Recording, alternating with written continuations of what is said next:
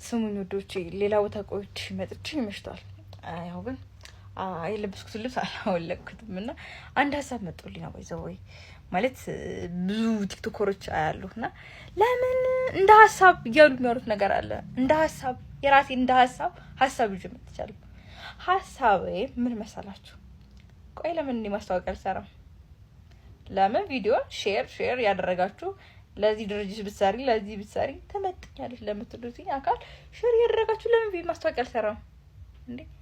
እንደ ሀሳብ እናንተ አላችሁ አይደል? ላይክ ታደርጋላችሁ፣ ታበታቱኝ ያላችሁ ማስታወቂያ ነገር ትጠቀሙታላችሁ አይደል? እኔ ደግሞ ለእናንተ የምተማመንበትን ነው የምሰራ። ስለዚህ እንደ ሀሳብ ያሰቡት እንደ ሀሳብ ብታስቡት ሀሳቡ ጥሩ ሳይሆን አይቀርም። ሀሳባችሁ ከሆነ ሀሳቤን አስተካክሉ እና በቃ ማስታወቂያ እንስራ።